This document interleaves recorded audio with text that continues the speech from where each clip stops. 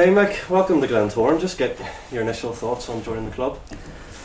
First week on the job has been interesting so far. Really excited to be here. I mean, in terms of coming to a club of this size, I think it's every coach's sort of dream to come to a club of this size. Coming at this point of the season is never easy. 5 games to go, 5 big games to go. But at the end of the day, that's the position we're in, and we'll have to deal with it. But overall, really good week so far. Got to meet the players, got to meet the staff, got to meet the board members, got to meet the support staff. So first impressions are very good. Okay, and just want to tell us a wee bit how this opportunity came about for you. Well, I've been working overseas for the last, almost 20 years, more than 20 years, and been in the Middle East for the last 12 years, working in international football. And I had plans. I was thinking about moving home anyway after the World Cup. The World Cup finished in July, and I moved my family home in July.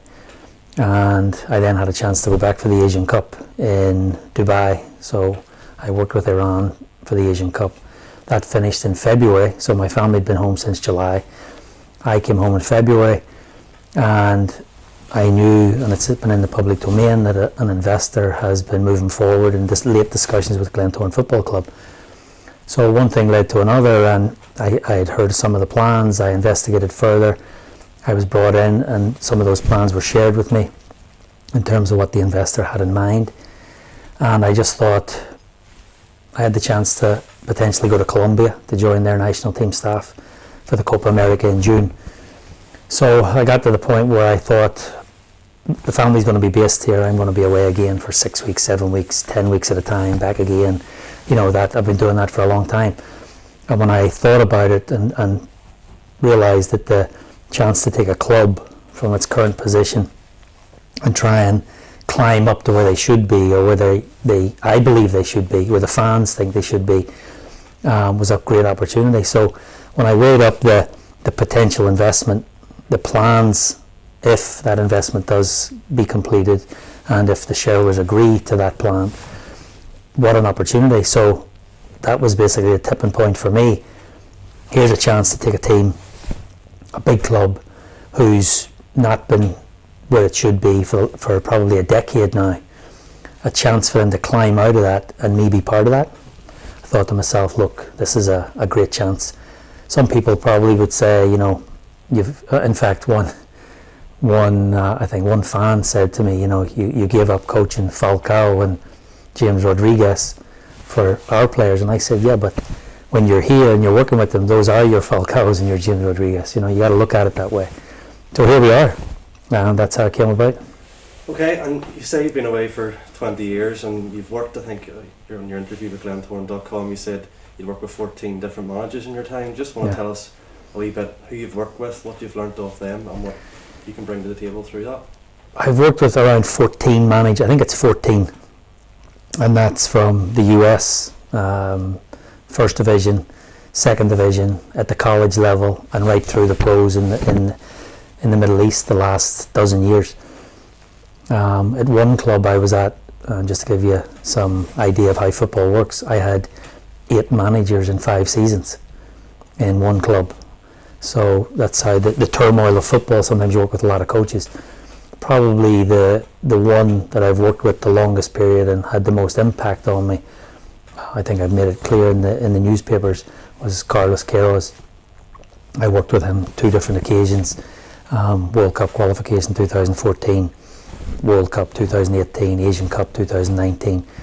And probably I would say he's had the biggest impact on me. I worked with Walter Zenga, who was the former Italy goalkeeper. He's now a head coach in Italy. Worked with him twice. I worked with Titi, the current Brazil national team coach, for a short stint. It was around 7 or 8 months, but great experience to see how he did things. But like I said, probably the one that's had the biggest impact on me was Carlos. Simply because he's not just a coach or a manager. It's everything with him. He can coach, he can manage, player relations excellent, dealing with the board excellent, dealing with the media excellent.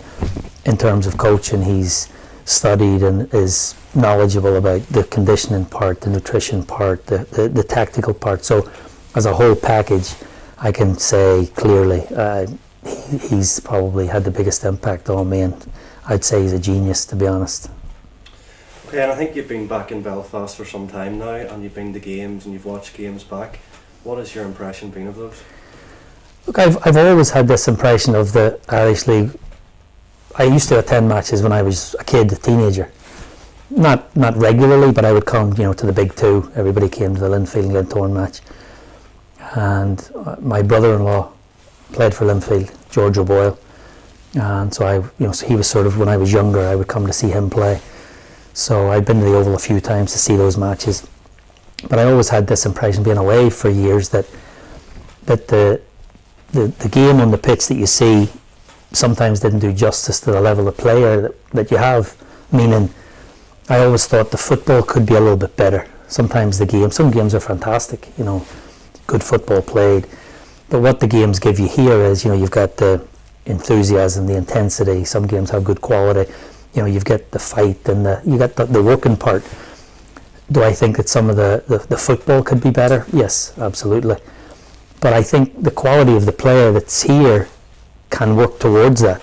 There are good players here that have come back from England, that have come through the youth academies, the national team ranks, and they're encouraged to play football at the youth level.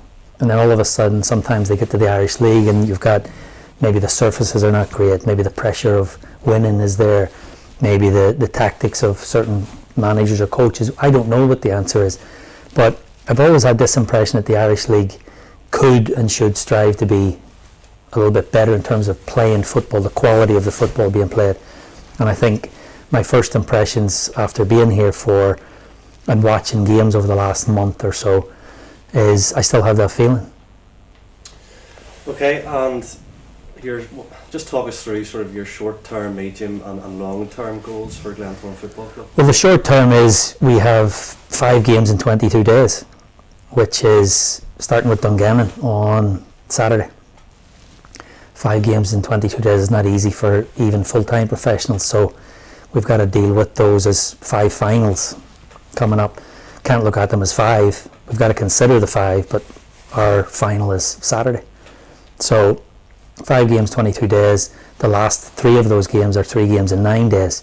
So it's a tough road, but we've got to deal with it. We've got a good core. I attended my first training session last night. Good group of players.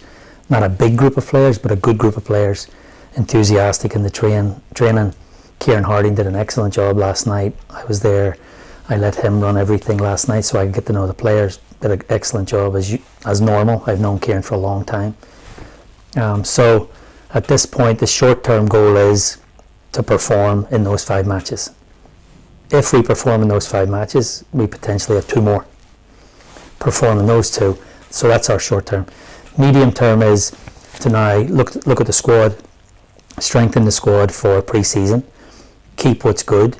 If there's surplus to requirements, meaning some players will choose to leave, some players we will not probably renew contracts with some players. We have to really go through that now. But strengthen the squad as best we can for the start of next season. And in the medium term is also to start to move towards a full-time training model. What does that look like? That may include, we can't jump from 2 nights to 5 days in a medium term, but we can move to 3 days and 4 days, and so that's the idea.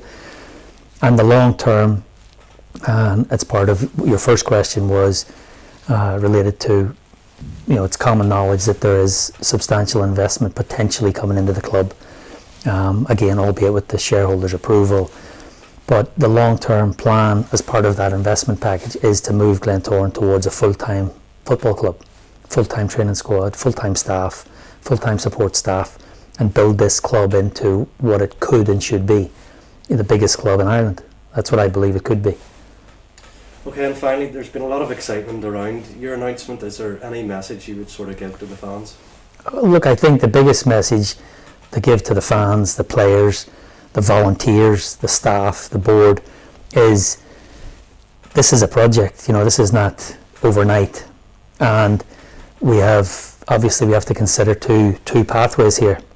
if the investment does take place and it moves in that direction, and if it does not. So I'll speak from an angle of if the shareholders have come to an agreement and they accept the investment, then I believe that this is a really exciting time for Glentoran Football Club.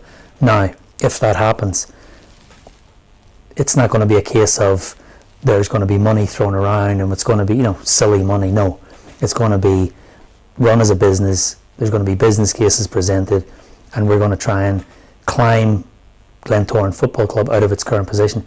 The reason I use the word climb is, some people have said, I've seen in some social media posts, Glentoran's going to rise again and we're going to rise from here. No, I think the word rise gives the impression of it's just going to happen. We're just going to rise. This investment could happen and we're just going to rise up again. No, we're going to climb up again. And I'd like to put that word in the volunteers' heads, the players' heads, the board's head, the staff's head, in my head. We're going to have to climb out of this. It could take months, it could take a few seasons, but I think if we get our head around that part and realise that this is a project that's going to take work, climbing takes work, but if we want to get out of this decade of a little bit of up and down to where we want to be challenging for the title, getting into Europe, winning in Europe, moving towards full time, then we have to start climbing right now.